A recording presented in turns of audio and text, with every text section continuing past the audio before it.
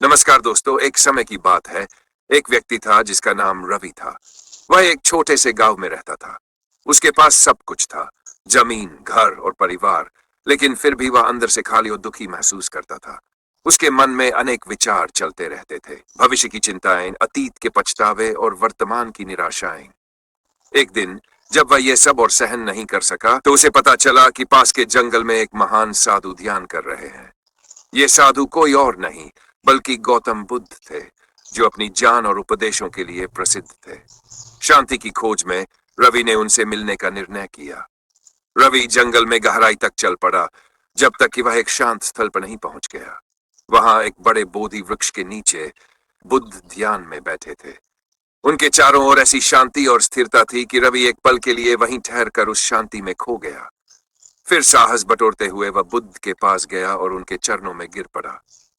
महान बुद्ध, रवि ने कांपते हुए कहा, मैं खो गया हूं। मेरे मन में अनेक समस्याएं हैं। मैं कुछ भी कर लूं, मुझे शांति नहीं मिलती। कृपया मुझे बताइए, मैं इस अंतहीन पीड़ा से कैसे छुटकारा पा सकता हूं। बुद्ध ने अपनी आंखें धीरे धीरे खोली और करुणा से भरी दृष्टि से रवि की ओर देखा। उनका अस्तित्व उस तूफान के बाद की शांति जैसा था, जो किसी को भी आंतरिक शांति का अनुभव करवा सकता था। तुम अकेले नहीं हो अपने दुख में, बुद्ध ने शांत और प्रभावी स्वर में कहा।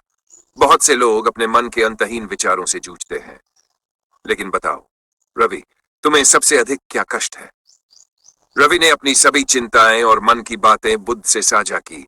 कामकाज की परेशानियां, दूसरों की अपेक्षाएं और वह गहरी असंतुष्टि जो उसे हमेशा घेरे रहती थी। मैं बहुत कोशिश करता हूं, उसने कहा, लेकिन कुछ भी मुझे खुशी नहीं देता। मुझे डर है कि मैं कभी इन विचारों से मुक्त नहीं हो पाऊंगा। बुद्ध ने उसकी बातें धैर्यपूर्वक सुनी, और जब रवि ने अपनी बात समाप्त की तो कुछ पल के लिए चुप रहे, जैसे वे रवि की बातों पर गहराई से चिंतन कर रहे हों। फिर उन्होंने कहा, आओ मेरे साथ, और वे खड़े हो गए। वे रवि को पास के एक छोटे से तालाब की ओर ले गए, जिसकी सतह कांच जैसी शांत और स्थिर थी, और उसमें पेड़ और आकाश का प्रतिबिंब साफ दिखाई दे रहा था। इस पानी को देखो, बुद्ध ने निर्देश दिया।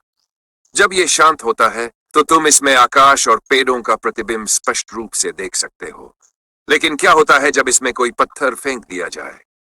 रवि ने एक पत्थर उठाकर तालाब में फेंक दिया। पानी की सतह पर लहरें उठी, जिसे शांत दृश्य का प्रतिबिंब टूट गया। जहां पहले पेड़ और आकाश का स्पष्ट दृश्य था, अब लहरों की हलचल से वह धुंधला हो गया। जब मन विचलित होता है, बुद्ध ने समझाया, तो ये पानी की तरह होता है।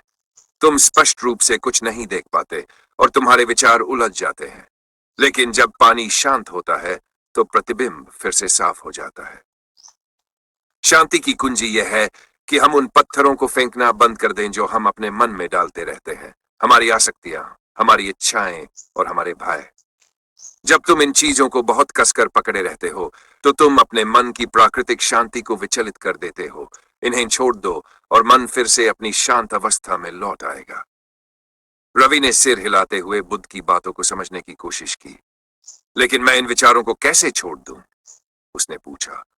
बुद्ध मुस्कुराए और बोले, ध्यान के अभ्यास से शुरू करो। जब कोई विचार उठे उससे लड़ो नहीं, लेकिन उसका पीछा भी मत करो। बस उसे देखो, जैसे तुम तालाब में उठती लहरों को देखते हो। समय के साथ लहरें शांत हो जाएंगी और तुम अपने भीतर उस शांति को पाओगे जो हमेशा से तुम्हारे अंदर है। फिर बुद्ध ने रवि को एक सरल ध्यान की विधि सिखाई, जिसमें उसे अपनी सांसों पर ध्यान केंद्रित करना था और उन चिंताओं को जाने देना था जो उसके मन में थी। धीरे धीरे रवि को अपने मन का बोझ हल्का महसूस होने लगा। जैसे जैसे उसने ध्यान का अभ्यास किया, उसे समझ आने लगा कि समस्याएं तो अब भी थी, लेकिन अब उनका उस पर कोई प्रभाव नहीं था। उसे एहसास हुआ कि शांति बाहरी परिस्थितियों से नहीं, बल्कि मन के नियंत्रण से प्राप्त होती है। जब ध्यान समाप्त हुआ तो रवि ने अपनी आंखें खोली और कई दिनों के बाद पहली बार मुस्कुराया। धन्यवाद बुद्ध, उसने कहा। मेरा मन हल्का महसूस हो रहा है और दुनिया अब स्पष्ट दिखने लगी है। मुझे लगता है कि अब मैं समझ गया हूं। बुद्ध उठे और जंगल की ओर चल पड़े। याद रखना रवि, उन्होंने विदा लेते हुए कहा, शांति हमेशा तुम्हारे साथ है। इसे पाने के लिए बस इसे खोजो अपने भीतर। तो दोस्तों, अगर आपको यह कहानी पसंद आई हो तो कृपया हमारे चैनल को सब्सक्राइब करें और अपने विचार कमेंट में साझा करें। धन्यवाद।